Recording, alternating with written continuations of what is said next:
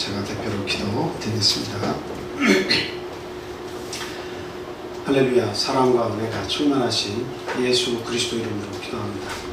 온갖 불의와 죄에서 저희들을 구원해 주시고 하늘의 충만한 복으로 이 땅에서 살게 하시며 영원한 생명으로 저희들을 덧입혀 주사 하늘의 가장 큰 복된 삶을 살게 하신 하나님께 진심으로 감사하고 찬송을 올립니다.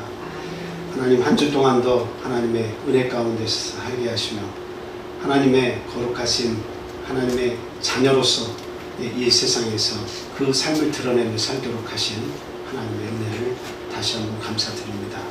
하나님, 우리에게 남아있는 우리의 짧은 삶을 통해서 인생의 바른 삶이 무엇인가를 익히 알게 하시고 예수 그리스도를 바로 알고 그 배움에 최선을 다해서 우리 그리스도의 장성한 분량까지 자라나기를 우리 간절히 소망합니다. 하나님, 하나님께서 저에게 부여하신 그와 같은 인생의 사명을 바로 깨달아 알게 하시고 우리 주위의 이웃과 우리의 사랑하는 가족과 또 정말 우리의 도움을 필요로 하는 모든 사람들에게 하나님의 귀한 진리를 가지고 가서 그들의 영혼을 치유하고 그리고 그들의 영혼을 하나님께로 인도할 수 있는 그러한 삶을 살다가 주님께로 갈 수 있게 주님 인도하여 주시옵소서. 하나님, 저희는 잘 알지 못하고 또 이 세상의 유혹에 많이 흔들리며 또 우리 세상 마귀의 권세 잡은 이 공중의 권세 잡은 자에게 저희들이 참으로 많이 유혹을 당합니다. 하나님, 그런 삶 속에서 우리 하나님만 바라보며 하나님의 진리의 말씀을 마음속에 새기며 살아가며 그 모든 죄악과 싸워 이길 수 있도록 사단 마귀의 유혹에 빠지지 않도록 하나님께서 시시각각 저희와 함께 해주시기를 간절히 소망합니다. 하나님, 오늘 저에게 주시는 귀한 말씀을 조차 하나님 아멘하는 심령으로 그 말씀대로 살아갈 수 있는 능력을 허락하여 주시옵소서. 성령의 하나 되게 하심을 힘써 지키는 저와 우리 성도들 다 되게 주님 인도하여 주시옵소서.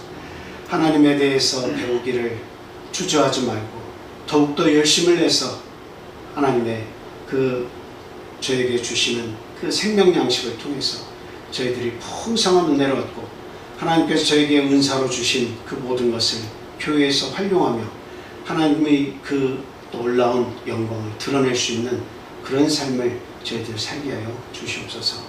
항상 봉사하고 그리고 하나님의 말씀을 주변 모두에게 전파하며 또 내가 새롭게 된 그 새 삶에 대해서 우리 그리스도의 그 사랑을 드러낼 수 있는 그런 아름다운 삶을 살도록 주님 저희와 함께 해 주십시오.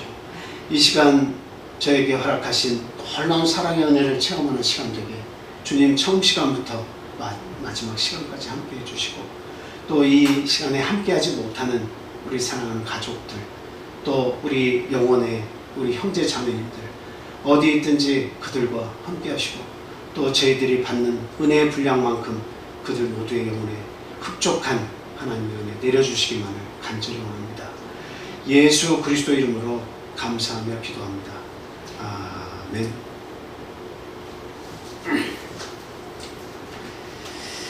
예수 그리스도 이름으로 말씀 전하고 같이 기도하는 시간 갖도록 하겠습니다. 본문 말씀은 에베소 4장인데요. 전체를 다 읽기는 굉장히 내용이 많죠. 그래서 필요한 부분만 읽도록 그렇게 하겠습니다. 본문은 특별히 그리스도의 변화된 삶에 대해서 저희들에게 이야기를 해주고 있는데요. 이 그리스도인의 삶이라고 하는 것은 믿음과 사랑에 기인을 하고 있죠. 그래서 그리스도인들은 어떠한 어려움과 희생이 따르더라도 예수님을 전하는 삶 그리고 예수님을 내가 믿음을 통해서 변화된 그 삶을 드러내는 삶 그런 삶을 저희들이 살도록 힘을 써야겠다 하는 말씀을 드립니다. 과연 본문에서 우리들에게 말씀하시는 그 삶은 어떤 삶인지 하나하나 생각하면서 같이 은혜를 나누도록 하겠습니다. 먼저 첫 번째로 저희들에게 바울 사도가 요구하는 삶이 있습니다. 그것은 하나됨을 힘써 지키라 하는 말씀이죠. 1절에서 6절 말씀이 있는데요. 그 중에 3절만 읽도록 하겠습니다. 자, 같이 읽겠습니다. 시작. 평안에 매는 줄로 성령이 하나 되게 하신 것을 힘써 지키라. 저희들이 그 교회라고 하는 것도 하나고, 그리고 또 예수 그리스도의 몸된 이 교회도 하나지만 예수님도 한 분이시고 하나님도 한 분이시고 성령도 한 분이시고 또 세례도 한 성령, 우리가 받은 그 세례도 다 같은 거죠.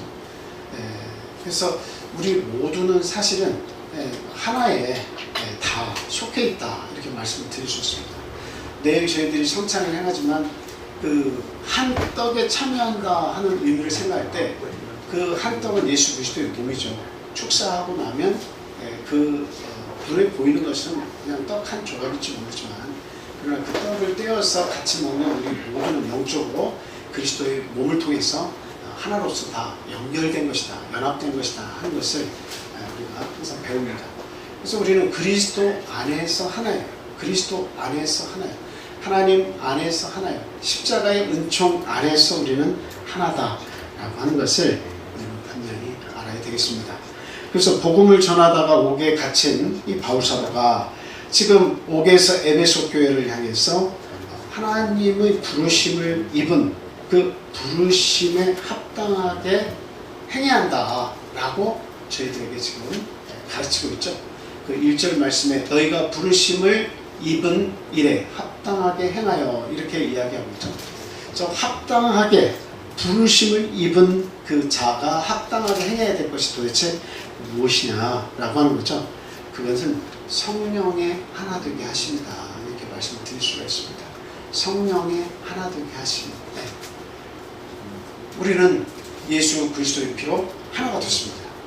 그 말은 뭐냐면 하나님과 우리 사이에 이런 큰 구렁이 생겨서 도저히 건너갈 수 없고 회복될 수 없는 그와 같은 죄인이었다고 하는 거죠.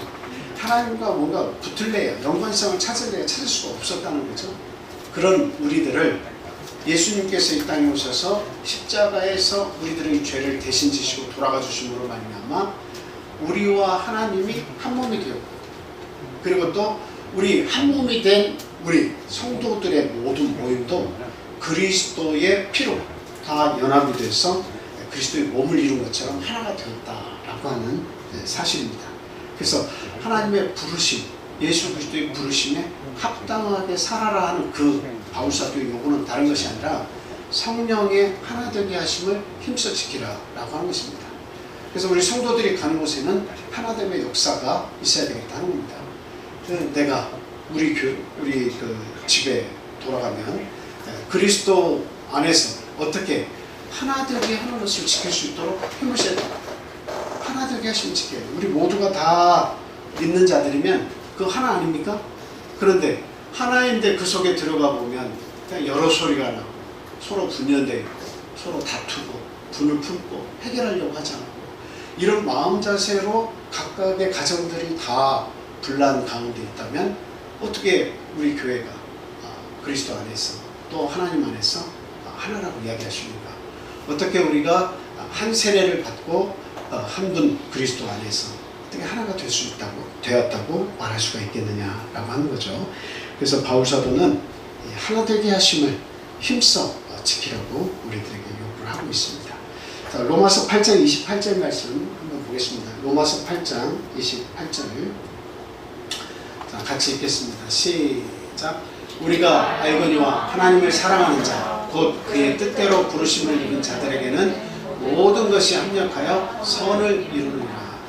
모든 것이 합력해서 선을 이룬다라고 했지만, 저 합력해서 선으로 간다라고 하는 그 부분을 잘 생각해 보면 이 구절은 여러 가지 상황에 인용이 가능하겠습니다만, 합력해서 선을 이룬다라고 하는 것은 하나가 된다라고 하는 그 큰 뜻을 우리가 생각을 할 수가 있습니다. 거기에 인용되어질 수 있는 좋은 말씀입니다. 우리에게 불편한 사실도, 내가 힘들어하는 것도 하나님께서 그 뜻에 참여한 모든 자들의 마음을 합력해서 어떻게 해요? 선으로 이루신다라고 하는 것은 하나가 되게 하신다라고 하는 거예요. 결국 하나가 되게 하신다라고 하는 거죠. 그래서 바울 사도의 지금 그 말씀, 지금 그 성령의 하나 되게 하심을 힘써 지키라는 말씀이나 지금 로마서 8장 28절의 바울 사도의 말씀이나 모든 것이 선하게 결국 선한 쪽으로 간다라고 하는 것은 하나가 되어 간다. 상대방과 내가 다퉜어도 선은 뭐예요? 하나가 되는 거예요. 좋은 쪽으로 선이 되는 거예요. 서로 불편한 진실을 가지고 등을 지고 있더라도 시간이 지나서 서로 화해하고 용서하고 그리스도 안에서 그 뜻을 알아서 하나가 되면 선이 되는 겁니다. 또 우리 안에서 안 좋은 일을 경험하기도 하고 그리고 내가 불편한 일을 하기도 하지만 결국 하나님께서는 내 마음속에 살아있는 성령의 그 선하신 능력 있죠. 그것과 이 불편한 모든 것들을 합해서 결국에는 하나님의 원하시는 뜻대로 우리 이끌어 가신다. 그래서 우리 성도 개개인 모두를 하나 되게, 하나님과 나 사이도 하나 되게. 그래서 하나님과 내가 하나가 되면 어떻게 해요? 선으로 가겠죠. 성도와 성도가 하나 되면 선으로 가겠죠. 우리의 가정도 부부 사이건 또 부모와 자녀 사이건 서로 하나가 되면, 그리스도 안에서 하나가 되면 선으로 가게 되어 있습니다. 그래서 지금 하나 되게 하신 그 사실은 예수 그리스도께서 이 땅에 오신 목적이다. 그래서 우리는 힘을 다해서 정말 하나라고 하는 이 사실을 힘써 지켜내야 되겠다 하는 말씀을 드립니다. 자, 골로새서 3장 15절 말씀 같이 또 읽어보겠습니다. 자, 시작. 그리스도의 평강이 너희 마음을 주장하게 하라. 너희는 평강을 위하여 한 몸으로 부르심을 받았나니 너희는 또한 감사하는 자가 되라. 한 몸으로 부르심을 받은 것이 감사함이 있다라고 하는 거죠. 여러분, 한 몸이라고 하는 것을 항상 말씀을 드리지만 이게 편할 때는 한 몸이라고 하는 것을 잘 못 느낍니다. 편할 때 한 몸의 의미가 이게 참 알기는 알지만 그게 절실하진 않아요. 자, 이렇게 뭔가 더운 여름에 시원한 음료를 한 잔 마시면 여러분 어떻습니까? 이 손도 즐겁고 이거 마시면서 그 목줄기를 타고 내려가는 그 음료 덕분에 온몸이 아주 시원함을 이렇게 느끼죠. 머릿속이 행복해지죠. 그리고 정말 땀을 뻘뻘 흘리던 내 몸이 자유함을 느끼는 것 같이 굉장히 즐거워합니다. 그러니까 온몸이 하나이기 때문에 그런 거예요. 손도 즐거워하고 그 음료를 가지러 가는데 발걸음도 가볍고 마셨을 때 느끼는 이 무슨 오감과 모든 것이 내 몸을 기쁘게 해주는 거예요. 그런데 이제 어떤 어려움이 생겼을 때를 우리가 거꾸로 한번 생각해 보세요. 좋은 일만 반복적으로 우리가 끊임없이 생기면 좋겠습니다만, 그런데 하나님께서는 우리들의 믿음이 좋은 일만 일어날 때는 우리들의 믿음이 잘 지켜지지 않기 때문에 그 사이사이에 어려움을 통과하게 돼서 그 어려움의 징검다리를 뒤질 때마다 하나님을 생각하게 하고 예수님의 은혜를 생각하게 해서 믿음을 독려하게 만들어요. 그러니까 그 고난이라고 하는 것이 우리에게 적절한 때에 필요한 것이다. 그것도 역시 은혜의 선물이다 하는 것을 우리가 잊어서는 안 되겠습니다. 근데 그런 어려움이 왔을 때 우리 몸이 어때요? 더욱더 긴박하게 하나가 된다라고 하는 것을 우리가 알 수 있습니다. 여러분의 가정 이렇게 구성원을 보면 만약에 아들이 아프다, 엄마가 아프다, 아빠가 어떤 병에 걸렸다, 어려움이 딱 생기면 어떻습니까? 이 모든 가족이 다 긴장하죠. 그리고 모든 생각과 모든 방법을 강구해서 어떻게 하면 그 문제를 해결할 수 있을 것인가 하나가 되죠. 우리의 몸도 마찬가지예요. 눈에 어떤 문제가 발생하면 그냥 온통 머리는 다 신경을 눈에 쓰고 있어요.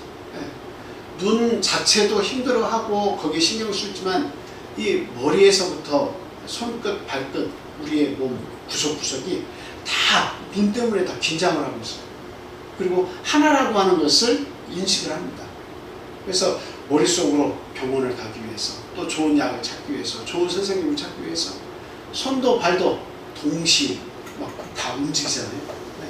우리의 가족도 그렇고 내 몸도 그렇고 우리의 교회도 마찬가지다라고 하는 거예요. 그래서 어려움이 왔을 때에 각자 자기 혼자 살겠다라고 하는 것은 그것은 하나됨이 아니죠.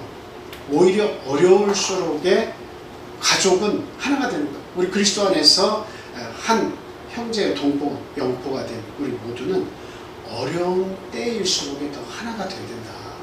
그래서 위에서 서로 힘껏 기도해주고 어려움을 같이 고민하고 그 문제에 대한 해결의 방법을 같이 생각할 수 있는 것, 그것이 그리스도 안에서 한 몸이다 라고 하는 겁니다.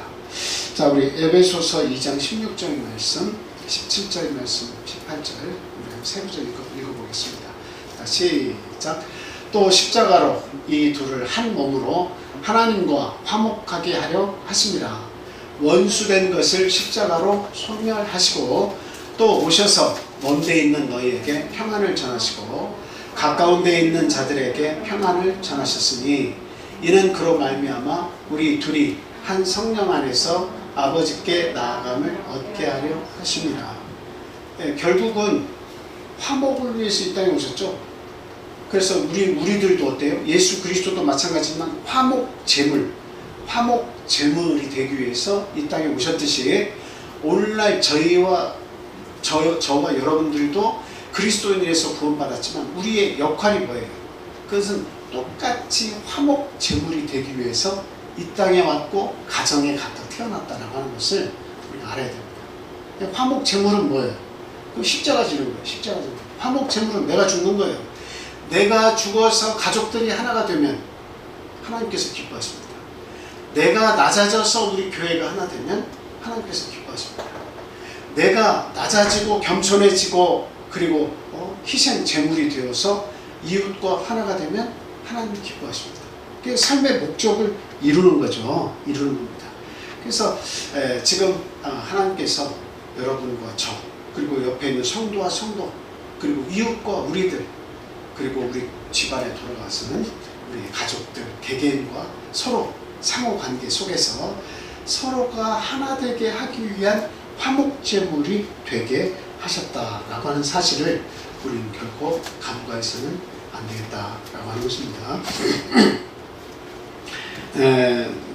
저희들이 요새 이제 9시에서 9시 반 정도 되면 그 사이에 우리 전도부장님이 기도하라고 기도 시간 알려주시죠. 그 기도하는 내용은 우리 학생부들 그 믿음을 회복시켜달라고 기도하고 또 그 예배가 모든 예배들이 정상화되게 해달라고 기도하고 또 믿음이 연약한 우리 성도들 이렇게 그들이 바로 서도록 우리가 힘써서 이렇게 기도를 하고 있습니다. 기도는 금방 어떤 효과를 볼 수도 있지만 우리가 장기적으로 하면 우리 스스로의 믿음도 세워질 뿐만 아니라 우리 기도의 그 내용을 하나님께서 아시고 정말 그 기도의 목적대로 회복을 시켜 주시는 거예요. 그런 체험을 할 수 있는 아주 중요한 요소입니다. 그래서 지금 감사한 것은 우리 모든 성도들 사촌동 다 할 것 없이 예를 들자면 우리 창현이를 위해서 나머지 우리 학생부 청년부 위해서 다 기도하지만 예를 드는 겁니다. 참 우리 창현이가 참 믿음의 힘을 내기 위해서 다 같이 기도를 하고 있죠. 감사하게도 이렇게 내일부터 이렇게 온다고 제가 전에 들었습니다. 물론 내일 올지 안 올지는 또 가봐야 알겠습니다만 어쨌든 할머님과 약속을 했고 또 우리 현 집사님 엄마하고도 이렇게 왔으면 좋겠다 했을 때 그런 대답을 했다고 하고 우리 장모님도 그 답을 얻은 것처럼 또 얘기를 해주셨고 하니까 참 마음으로 기도의 어떤 그 결과물이라는 것이 나타나는구나 이렇게 생각을 합니다. 지금 우리 주변에는 우리의 기도를 필요로 하는 우리의 가족도 있고 우리의 성도들이 있어요. 그리고 그 이웃도 있습니다. 전도 대상자들도 있겠죠. 그래서 우리가 기도하지 않고 그들을 위해서 기도하지 않고 그냥 막연하게 잘 됐으면 좋겠다 어떤 생각만으로는 그들의 믿음을 변화시킬 수 없습니다.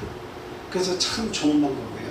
저녁에 그렇게 그 카톡 소리가 나면 그것에 기울여서 우리가 10분이라도 기도를 이렇게 하면 그 기도를 통해서 나의 어떤 교회를 걱정하는 마음, 성도를 걱정하는 마음, 그게 기도하면서 화목 제물이 되는 거예요. 나의 기도를 통해서 내 남편의 변화가 이룰 수 있는 거예요. 내 아내가 바뀔 수 있는 거예요. 우리의 가족들이 다 바뀔 수가 있습니다. 우리의 성도들, 믿음도 바뀔 수가 있는 것이다 하는 겁니다. 그래서 때로는 이것이 귀찮을 수도 있고 싫을 수도 있고 그리고 꼭 해야 되나 이런 생각이 들 수 있어요. 그런데 그게 뭡니까? 그런 십자가를 지지 않고는 결코 화목제물이 될 수 없을 뿐만 아니라 하나님의 뜻을 이루기가 어렵다는 거죠. 그래서 성령의 하나 되게 하심을 힘써 지키라, 평안에 매는 줄로 힘써 지키라 라고 하는 것은 우리 성도들 개개인이 하나님께서 나를 이 땅에 보내신 목적을 충분히 이해하고 그리고 그것을 위해서 십자가를 이렇게 지는 그런 삶을 말한다 하는 것을 우리가 알 수 있습니다. 그래서 우리 모두는 그리스도 안에서 하나가 되었기 때문에 우리 성도들이 남이 아니고 또 성도의 삶이 남의 삶이 아니고 내가 관심을 가져야 할 삶이고 또 그들의 믿음이 내가 관심을 가져줘야 할 믿음이라고 하는 사실을 우리가 분명히 알아서 이 하나 되게 하신 하나님의 은혜를 깨지지 않도록 우리가 힘써서 이것을 지켜나가야겠다는 말씀을 드립니다. 그다음 두 번째로 말씀하고 있는 것은 그리스도의 장성한 분량까지 자라나야 한다라고 하는 거죠. 그 본문 7절에서부터 16절까지 있는 말씀이 두 번째 해당하는 말씀입니다만 먼저 7절 한번 보겠습니다.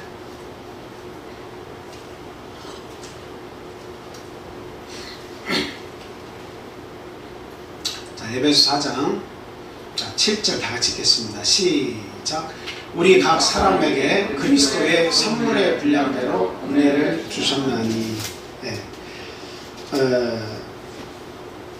하나님께서 우리를 구원하셨죠. 예수님이 십자가에 달려 돌아가심을 통해서 그것을 바라보고 믿는 모든 자들에게 하나님께서 구원의 선물을 주셨습니다. 근데 이 구원의 선물만 딱 주시고 끝난 것이 아니라 이 땅의 교회를 건설하셔서 그 교회의 구성원이 되게 하시죠. 성도들의 집합체가 교회예요. 그 성도들의 끈끈한 집합체가 교회인데 그 교회 구성원이 다 되어서 한 몸을 이뤘을 때에 하나님께서 은혜를 주시는데 그 은혜가 뭐냐? 그것은 지체로서 각각 할 일을 주셨다 라고 하는 거예요. 지체로서 할 일을 주셨다 라고 하는 거죠. 그냥 덩그러니 구원 얻었어, 너 이제 행복한 일만 있을 거야 라고 그렇게 칭찬만 해주시고 그게 아니라 구원을 해주셔서 영원한 생명을 주셔서 교회에 우리를 교회에 한 사람 한 사람 지체가 되게 하셨죠. 그래서 그 지체가 된 우리들이 어떻게 하신 거예요?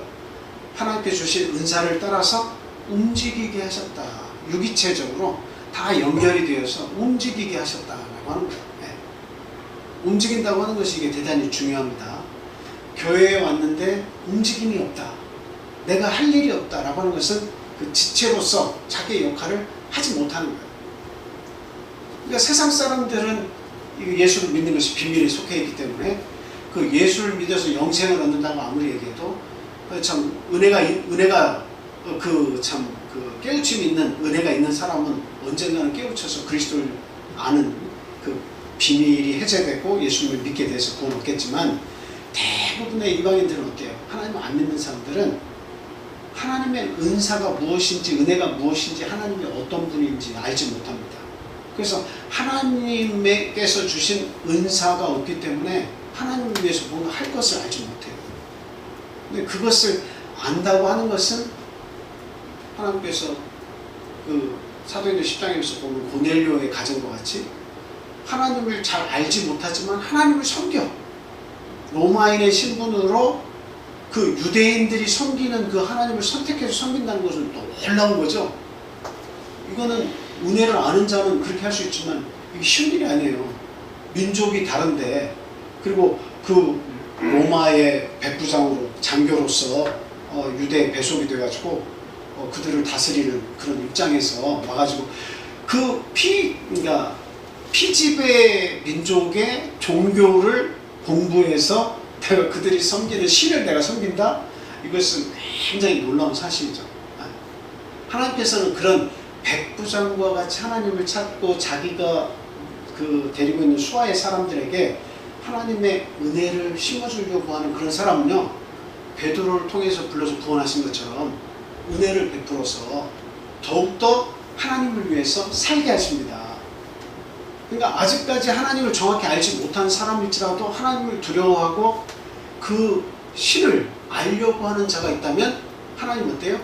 네, 그를 구원하도록 말씀을 넣어주시는 거예요. 네, 말씀을 넣어주셔서 그로 하여금 회개하게 하고 하나님의 말씀을 배워서 하나님의 백성이 되게 하는 거예요. 그래서 구원을 가르친 다음에 그 다음에 그런 인재들은 미지근한 신앙생활을 하는 사람들보다도 훨씬 더 뜨겁게 하나님을 섬기게 되는 거예요.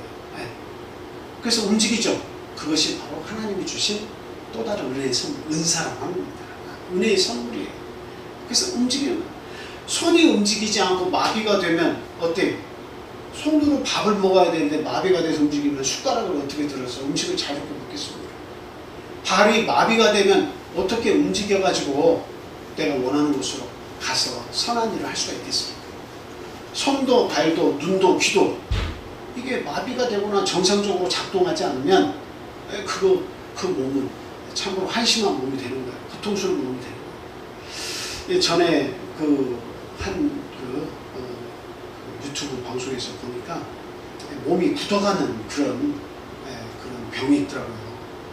근데 아버지도 그런 몸이고 그리고 본인도 그런 몸이고 형제가 또 그런 몸이에요. 그러니까 이게 누군가가 도와주지 않으면 살 수가 없어요. 이렇게 꼿꼿해가지고 성냥골처럼 생겨가지고 어떻게 움직일 수가 없어요. 진짜 조금씩 움직이면 거의 대부분 다 누워서 살아요.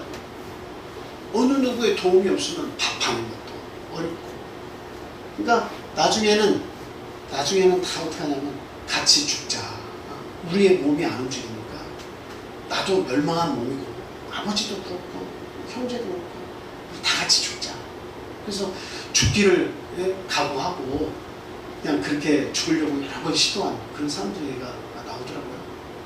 근데 이제 그 본인 혼자 남아가지고 살아남아서 그 도움의 손길을 받아가면서 하루하루 또 나름대로 기쁨을 찾아서 살아가는 삶을 이렇게 봤어요. 노래도 못 움직이지만 막대기로 하나씩 뭔가를 콕콕 노트북을 이렇게 누르면서 노래도 이렇게 하면서 노래는 이게 또 되는가 봐요. 몸만 보는 거죠. 진짜 행복을 찾아가는 그 모습을 본 적이 있습니다. 몸이 움직이지 않으면 이렇게 힘든 거예요. 각 지체가 다 마비되고 있으면 너무너무 힘든 거예요. 우리 교회도 마찬가지죠. 우리가 구원받은 하나님의 은혜의 백성이라고 말하면서 만약에 하나님을 위해서 교회의 어떤 목표를 위해서 하나님의 선한 뜻을 위해서 우리 각 개인들이 움직이지 않는다면 그것은 뭐가 되는 거예요? 참 죽음을 기다리는 그럴 수밖에 없는 답답한 모양의 병든 사람처럼 이 교회도 병들어 가는 겁니다. 그래서 우리는 힘써 누구를 알아야 되겠다? 그리스도를 알아야 되겠다. 아는 만큼 은혜가 넘치는 거예요. 감사가 넘치는 거예요. 아는 만큼 은혜가 넘치고 아는 만큼 감사가 넘치는 거예요. 그리고 은혜가 넘치고 감사가 넘치면 어떻게 되는 거예요? 하나님의 은사 그것이 나에게 오는 거예요. 이미 있지만 내가 깨닫지 못한 것일 수 있어요. 그건 뭘 얘기하냐? 그냥 나는 구원 받았대. 이 정도만 알고 일생을 살아가는 사람은 교회에 와서 얻어먹여주는 은사로서의 삶을 사는 사람들이 얻어먹여주는 삶을 살면 사는 거예요. 그러니까 손 하나가 마비됐으면 다른 손이 다른 지체가 이 손을 도와주는 거죠. 움직이게도 해주고 도와주고 자기는 스스로 안 움직이면 병자로서 한 지체가 움직이지 못하는 채 살지만 그럼 다른 지체가 도움을 주고 애쓰고 사랑을 하면서 어쨌든 평생을 살아갈 수 있어요. 근데 하나님의 은혜를 정확하게 간파하고 깨닫고 그것을 위해서 살아가는 사람은 막 애를 쓰는 거예요. 안 움직이지만 움직이려고 애를 쓰는 거예요. 노력하는 거예요. 그래서 결국에는 성취해내는 겁니다. 하나님의 은혜, 나에게 생명을 주시고 나에게 이 땅에서의 모든 죄와 허물을 다 사해 주시고 하나님의 자녀 삼아 주시고 영생을 주시고 이런 하나님의 은혜를 우리가 알아서 장성한 분량이 자라면 안 움직일래? 안 움직일 수가 없는 거예요. 교회를 위해서 뭔가를 해야만 하는 거예요. 그것이 나에게 어려움이 있고 내 마음속에 격한 반대의 마음이 있을지라도 하나님을 사랑하는 마음이 내 속에서 꿈틀거리면 순종하게 되는 거예요.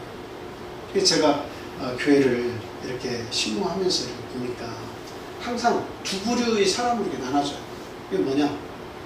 나의 삶을, 나의 전생의 삶을 하나님과 교회의 스케줄에 맞추는 사람이 있는가 하면 항상 교회의 스케줄을 내 삶의 개인적인 삶에 맞추려고 하는 사람이 나타나요. 딱 두 부류의 사람이에요. 근데 이 교회의 모든 삶을 내 개인 스케줄에 맞춰서 안 되면 안 되고 내가 되면 되고 하는 이러한 사람이 많으면 그 교회는 흥황하지 않습니다. 결코 발전하지 않아요. 그러니까 너도 나도 희생이 되고 화목제물이 되기 위해서 이 모든 지체들이 다 움직여서 예수 그리스도의 한 몸, 예수님의 뜻을 이루는 데에 지체가 되기 위해서 부르심을 입었다면 교회와 예수님과 하나님의 뜻에 어떤 삶을 살도록 우리가 선택을 해야 됩니까? 그 교회의 선택과 하나님의 선택과 하나님의 뜻에 맞는 그 선택의 나를 맞출 수 있도록 우리가 최선의 노력을 해야 된다는 겁니다. 그래야 그 교회가 사는 거예요. 그리고 그 선택을 한 그와 같은 사람과 그 가정도 사는 거예요. 알고 보면 그게 살 길이라고. 근데 그 선택 안 하면서 살면 지금 당장에는 내 몸이 즐겁고 내가 원하는 대로 하면서 유쾌하게 생각이 될지 모르지만 시간이 지나면 지날수록 그 믿음은 성장하지 않고 자기의 그 기능을 상실하고 움직이지 못하는 지체가 되는 거예요. 그것이 이 몸에 영향을 미치는 거죠. 각 지체에 영향을 미치는 거죠. 지체들이 더 힘들겠죠. 두 손으로 일하다가 한 손으로 일하면 얼마나 힘들겠습니까? 두 발로 뛰다가 한 발로 깽깽이를 하면 어디 가려고 할 때 얼마나 힘들겠습니까? 어딘가가 아프면 전체적으로 힘들어지는 거예요. 그래서 우리는 가장 먼저 장성한 분량까지 자라나도록 힘을 써야 한다. 하나님 알도록 힘을 써야 한다는 겁니다. 자, 이와 같이 우리가 하나님 은혜의 선물을 받았구나 하는 것을 우리는 잊어서는 안 됩니다. 11절 본문 12절 말씀 한번 볼게요. 본문 11절 12절 자, 시작.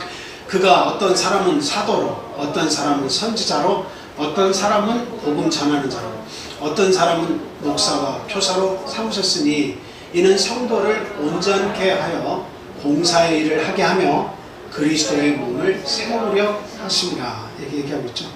자, 여기에 말씀과 같이 하나님께서는 그 은혜, 그 사람에 맞는 분량만큼 은혜의 선물을 사실 다 주신 거예요. 그러니까 안 움직이는 것은 내가 깨달음이 없기 때문에 아무리 하나님을 믿어도 깨달음이 없으면 뜨거워져서 뭔가 하는 일이 없겠죠. 그냥 떠먹여주고 하라고 하는 일만 하겠죠. 근데 내가 믿음에서 알고 깨우치면 하지 말라고 하는 거예요. 저희들이 로마서를 이렇게 공부를 지금 수요로 성경 공부 시간을 하고 있습니다만 그 복음과 그 율법에 대해서 저희들이 공부하는 부분이 있었어요. 제가 설교를 한 2번 이상 말씀을 드린 것 같아요. 우리가 그 율법하고 복음, 예수 그리스도 이 두 가지를 항상 생각하면 이게 잘 안 와닿아요. 근데 그것을 신랑으로 생각을 하고 한번 우리가 좀 이해를 하려고 해보자 하면 이해가 빨라집니다. 그러니까 이 유대인들에게 신랑이 찾아왔는데 한 여인이라고 생각하세요. 우리가 교회를 우리가 신부라고 얘기하잖아요. 그러니까 유대인들을 우리가 신랑이다, 신부다 이렇게 생각하고 우리 그 율법이라고 하는 것이 신랑이 돼서 그들에게 왔다 이렇게 한번 생각을 해보세요. 그리고 오늘날 우리에게도 내가 신부인데 신랑인 율법이 먼저 왔다. 이거 한번 생각해 보세요. 그리고 나서 그 다음에 예수 그리스도 복음, 복된 소식, 그 신랑이 우리에게 두 번째 왔다. 이걸 한번 생각해 보시라는 거죠. 자, 그 유대인들에게 율법이라고 하는 신랑이 와가지고 그들에게 계속 가르쳤습니다. 너희들이 구원받고 너희들이 행복하려면 이러한 것들을 지켜. 우리가 십계명을 기본 대표로 이렇게 생각하면 이런 10가지 계명을 통해서 이 율법을 지키면 너희들은 구원을 얻고 행복한 생활을 영위할 수가 있어. 이렇게 얘기했다는 겁니다. 근데 여러분, 유대인들이 그 10계명을 다 지킬 수가 있어요, 없어요?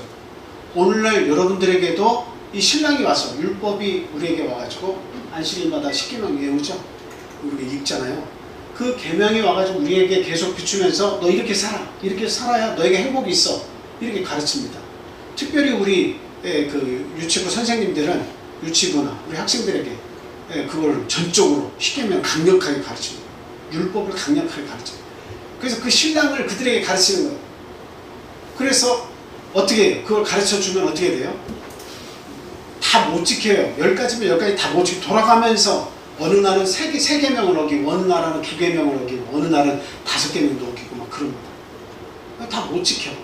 그런데 그것을 지켜야 행복해진다고 끊임없이 그 신랑이 10계명을 요구하니까 여러분들의 삶이 고달퍼요, 고달프지 않아요? 고달퍼지는 겁니다. 유대인도 고달퍼지는 거예요. 그런데 그것을 자기들은 다 지키겠다고 하니까 얼마나 그 10계명을 지키기 위해서 머리를 쓰면서 살아가겠습니까? 그렇죠? 근데 어느 날 예수 그리스도께서 오셔가지고 그 율법에 대해서 이제는 그것을 안 지켜도 된다. 그 율법이라고 하는 것은 너의 죄를 깨닫기 위해서 그것을 하나님께서 주신 것이다. 근데 이제 내가 새 신랑이 됐다. 내가 너를 사랑하니 이제는 그 율법에 속해서 율법을 통해서 구원받으려고 하지 말고 다 지켜서 구원받겠다, 의로운 사람이 되겠다 하지 말고 내가 십자가에서 대신 죽어준 이 사랑을 통해서 너희들이 살아야 한다. 이 복음의 신랑이 온 거예요. 그래서 이 복음의 신랑이 와가지고 과거에 있던 그 10계명을 내가 다 지켜서 의로워지려고 했는데 그 몸에 그게 자꾸 남아있으니까 하나님의 복음, 예수 그리스도의 십자가의 복음 우리에게 와서 뭐라고 얘기합니까? 그렇게 하지 않아도 돼. 그렇게 너무 신경 쓰지 마. 네가 나를 믿고 내 안에 있으면 그 계명들 지키려고 하는 노력들 그것이 중요한 게 아니야. 내 사랑 가운데 거하면 돼. 절대로 정죄받지 않아. 나를 사랑해. 나를 믿어.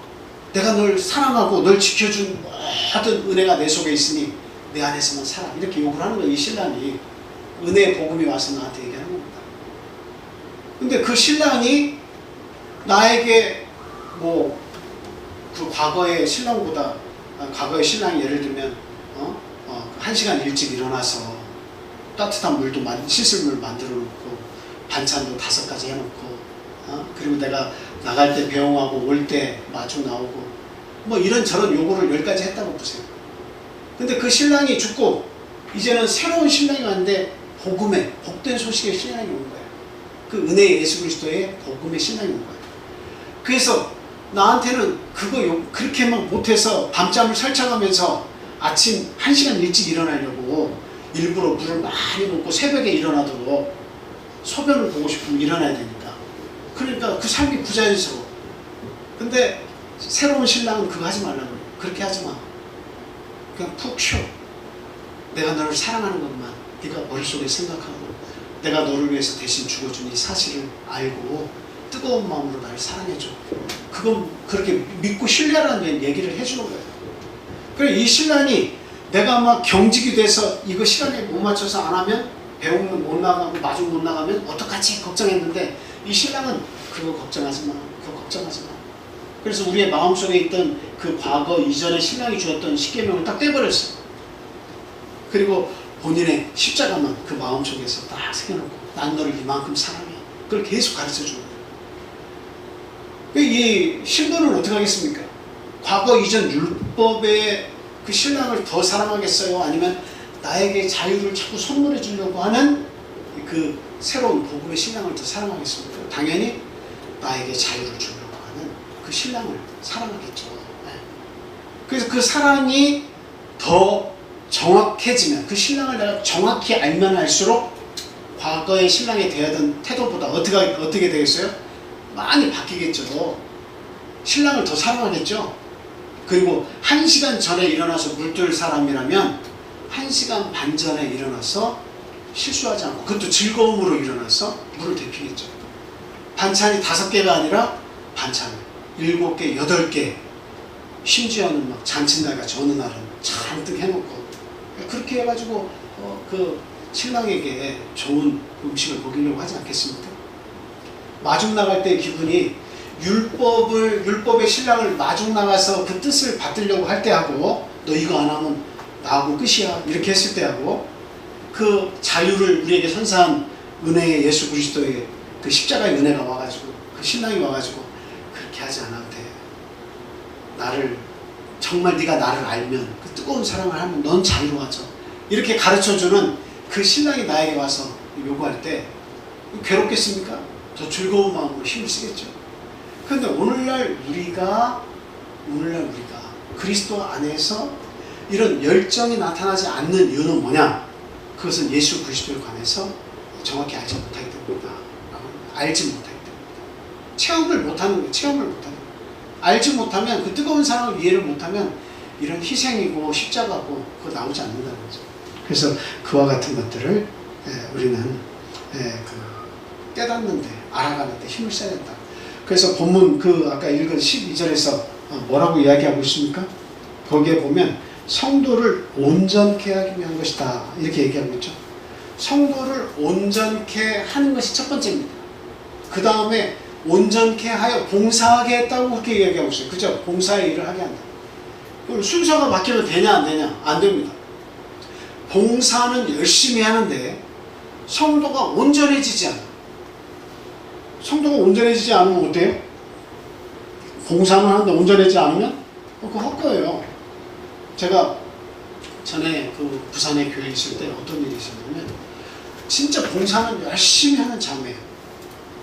그 자매님을 보면 참 저 자매님처럼 살아야 돼, 뭐 이런 게 나올 정도로. 그러니까 봉사 당번이 다른 분인데도 불구하고 밥 당번인데 자기 당번 할 거 다 하고 항상 밥 짓는 데 가가지고 봉사해줘.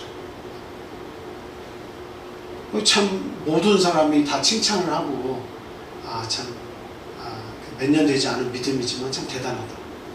근데 제가 그런 말씀을 드렸어요. 자매님, 봉사하는 것도 좋은데 예배 참석 안 하면 의미가 없습니다. 그리고 예배 끝나고 나서 그렇게 일찍 가셔가지고 성경 공부하지 않으시면 언제 어느 때에 내가 믿었냐 하는 것처럼 원래대로 돌아가는 경우가 태반입니다. 성경 공부하세요. 근데 목사님, 저는 은사가 이렇게 봉사하는 게 제 은사인가 봐요. 그것을 계속 주장을 하시더라고요. 예배 참석하라고 하고 막 이야기를 많이 해. 어쩌다 한 번씩 예배 참석하고, 예배 참석도 안 하면서 봉사하면 하나님께 내가 축복을 받는 걸로, 이게 잘못 생각하고 있어요. 그러니까 저기에서 보는 것처럼 본문의 12절처럼 온전한 믿음은 갖추지 못했는데 봉사를 통해서 그게 하나님 주신 은사라고, 물론 물과 성령으로 거듭났으니까 그게 나의 은사라고 최선을 다해서 사는 거예요. 근데 얼마 지나지 않아서 저한테 감추는 게 막 생기기 시작하더라고요. 여기 이 일도 하면서 어디에 가서 교육을 받아요. 그래서 어느 분이 저한테 슬쩍 이야기를 하는데, 뭔가 교육을, 성경 공부를 배우는 것 같은데 이제 목사님이 좀 이렇게 알아봐 주셔야겠다. 왜 그러냐? 그분의 그분의 남편, 그 봉사 잘하는 남편이, 검색에서 찾은 결과는 다음과 같습니다. 죄송합니다. 그분의 남편이 라오스에 가서 이게 기술자인데 철판으로 이렇게 무슨 원유 같은 거를 저장하는 통을 만드는 그런 기술자인데, 용접 기술자인데, 그분이 우리 교회에 성도님 아는 분이 있어요. 그분을 통해서 이야기하는 거예요. 내 아내가 뭘 자꾸 배우는 것 같은데 한번 좀 알아봐 주십시오. 그래서 그게 저한테 들린 겁니다. 그래서 제가 찾아갔더니 문을 안 열어줘. 예전에는 신방을 가도 문을 잘 열고 뭐 활발하고 그런 분인데 문을 안 열어줘. 알고 보니까 계속 감추는데 신천지 같아, 제가. 그래서 그 신천지 맞죠? 지금 공부하는 곳이 어딥니까? 거기서 나오셔야 됩니다. 나중에는 모두의 가족의 모든 신앙을 다 잃어버립니다. 하고 그 문 밖에서도 이야기하고 교회에 나오시면 그 이야기를 계속했어요. 그리고 성경 공부 하시라고. 근데 이 교회에 나오기는 나오고 봉사는 하시면서 신천지 교육을 6개월인가 7개월 공부를 하셨어요. 그리고 나서는 이제 완전히 담을 쌓고 그때 몇 번 찾아가서 문을 두드려도 문을 안 열어주고, 안에서 소리는 나는데 그 딸 소리도 나고 하는데도 문을 안 열어주고, 결국에는 그 남편이 저희 교회에 찾아와가지고 라오스에서 나오셔서 우리 아내 좀 끄집어내달라고 신천지에서 부탁을 하는데, 이제 저도 발령을 받아서 그냥 갔습니다. 이게 안타까운 거예요. 그러니까 저 말씀과 같이 이는 성도를 온전하게 하여 봉사일을 하게 합니다. 온전한 게 뭔지라는 거예요. 온전한 게 뭔가. 하나님에 대해서 배워야 된다는 거예요. 알기를 힘을 써야 된다는 거예요.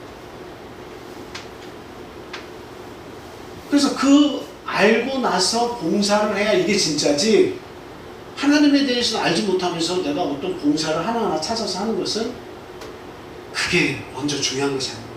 그게 하나님의 은사라고 생각하고 그게 먼저라고 생각해서 안 된다. 그래서 가장 먼저 하나님에 대해서 알 의지를 우리에게 있는가 생각해 봐야 돼. 알려고 노력해야 돼. 그리고 나면 결국은 하나님의 은혜에 따라서 그 은사를 자동적으로, 그 지식이, 하나님에 대한 지식이 많아지면 자동적으로 은사가 무엇인지를 자기가 깨달아서 그 일을 하게 되는 거예요. 교사로, 목사로, 선지자로, 복음 전하는 자로 이 교회에서 내가 맡은 일들을 하게 되는 거예요. 이게 대단히 중요합니다. 그 다음에 거기 마지막 12절 마지막에 뭐라고 되어 있어요?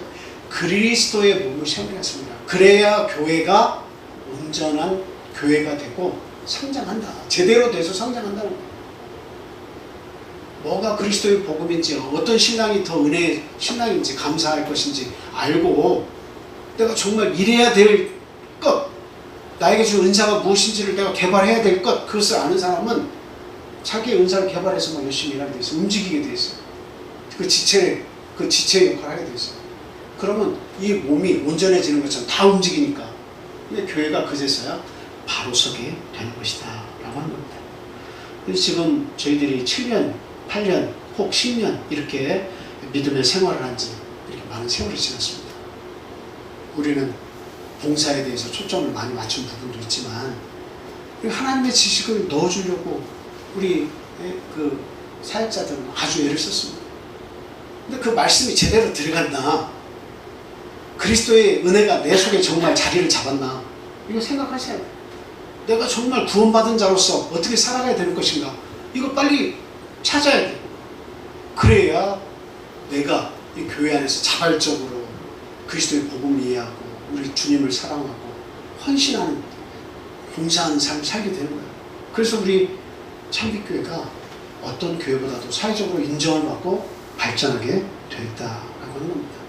그래서 이게 참 우리 모두가 참 힘써야 될 것이 참 이와 같이 그 그리스도의 장성한 분량처럼, 그리스도의 그런 그 장성한 분량처럼 우리가 믿음을 통해서 자라나야겠다 하는 것을 말씀을 드립니다.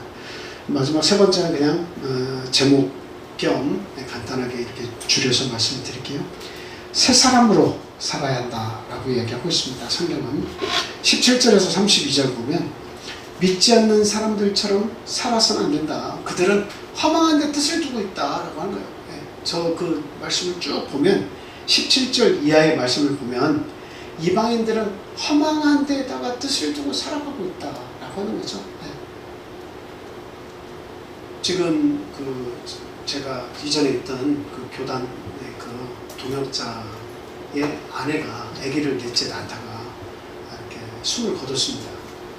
나이가 34살밖에 되지 않아요. 참 그 사실을 알고 참 저도 마음이 내내 안 좋았습니다만, 참 인생이라고 하는 건 그런 거예요. 생각지도 않은 어느 날 죽음이 나에게 다가오는 게 그게 인생입니다. 내가 언제 죽을 줄 알면 계획을 세우겠지만, 그러나 내가 언제 죽을 줄 모르니까 매번 영광이 있고 좋은 날이 있을 거라고 생각하면서 살다가 죽음이 어느 날 갑자기 들어오면 준비하지 못한 채 그 죽음을 맞이하게 되는 겁니다. 그렇다면 허탄한 데에 뜻을 두고 살아가는 것이 얼마나 위험천만한 사실인가, 그것을 우리가 알아야 되겠다는 거예요. 그런 일들은 어느 누구에게만 일어날 수 있는 일이 아니라 오늘 말씀을 듣는 저와 여러분과 우리의 가족 속에서도 일어날 수 있는, 충분히 일어날 수 있는 일이에요. 그것이 우리 부부들이 되었던, 아니면 우리 자식들이 되었던, 우리 부모 세대가 되었던 어느 누구에게라도 일어날 수 있는 그런 일이다라고 하는 겁니다. 그런데 그런 일들을 우리가 눈앞에 두고 살면서 언제 있을지 일어날지도 모르는 그런 삶을 살면서 육신만 쫓아서 육신의 즐거움만, 육신의 욕망만을 위해서 살다가 어느 순간 죽음이라는 게 오면 이거 인생 골치 아파지는 거예요. 너무도 불행해져요. 그래서 우리 믿는 사람들은 하나님에 대해서 아는 그런 알아가려고 하는 의지를 가지고 힘써서 복음에 참 이렇게 참 뜻을 두고 살아가는 저와 여러분이 되겠다라고 하는 것입니다. 네. 자, 로마서 11장 7절 말씀 한번 볼게요. 로마서 11장 7절. 시작. 그런즉 어떠하냐? 이스라엘이 구하는 그것을 얻지 못하고 오직 택하심을 입은 자가 얻었고 그 남은 자들은 무둔하여졌느니라. 저희 말씀이 뭐예요? 지금 로마서의 11장은 그 이스라엘 백성의 구원의 회복에 대해서 지금 얘기하고 있죠. 미래에 있을 이야기에 대해서 얘기하고 있는 거예요. 근데 지금 상태를 딱 보니까 어떤 상태냐?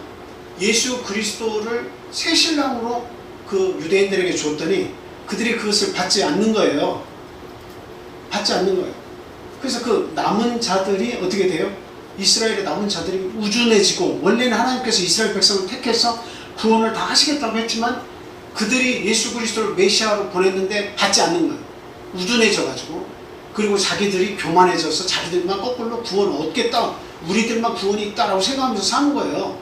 예수님에 대해서 알려고도 하지 않고, 종교 지도자들 뿐만 아니라 모든 백성이. 그러니까 그 구원이 어디로 간 거야? 이방인에게. 그 하나님께서 그들을 택하셔서 이방인들에게 그 복음이 넘어가게 하신 거예요. 정작 구원을 받기로 예비되었던 요 이스라엘 사람들은 그 구원에서 당분간 배제가 되는 겁니다. 근데 때가 되면 다시 구원이 이스라엘로 돌아오겠다 하는 이야기가 이제 저 뒤에 쭉 나옵니다. 오늘날 저와 여러분도 마찬가지겠죠. 물과 성령으로 거듭나서 구원을 얻었다고 말하고 있지만 지체의식을 버리고 하나님을 위해서 살아있는 유기체적인 그런 삶을 살지 않으면 이스라엘이 버림을 당했던 것처럼 촛대를, 하나님의 구원의 촛대를 여기서 다른 데로 옮기실 수도 있다라고 하는 거예요. 구원의 촛대를 나에게서 두었다가 내가 아닌 다른 데로 구원의 촛대를 옮기실 수도 있다라고 하는 거예요. 굉장히 참 두려운 말씀이죠, 사실은. 내가 구원받은 줄 알고 평생을 살았는데 내가 너를 도무지 알지 못한다, 이런 결론이 나면 어떻게 되겠습니까? 나는 7년, 10년, 20년 신앙생활을 했는데 내가 구원받지 못한다면 이게 어찌된 일인가, 아주 황당한 일이 벌어지는 거죠. 그래서 오늘날 저와 여러분들이 살아서 움직여야 된다, 살아서 움직여야 된다. 그거는 새 사람으로 거듭난 사람이라야 그게 가능한 거예요. 내가 그리스도 안에서 새 사람이 되었다.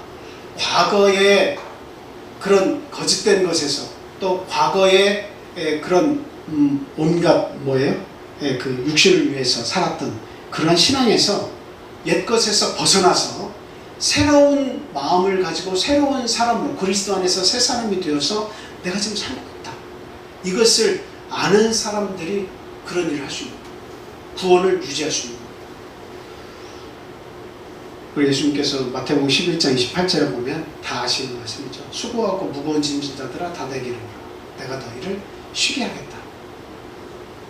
결국 그리스도 안에서 새로운 힘을 넣어줘서 강건하게 하셔서 새 삶을 사게 하시는 게 하나님의 뜻입니다. 그래서 우리는 옛사람과 자주 결별할 필요가 있다. 이 세상에서 살려고 그냥 발버둥치면서 살아가는 이 세상에 많은 육신의 사람들 있죠. 그 모습들을 내 안에서 자꾸 끄집어내고 그것을 버리려고 애를 써야 된다.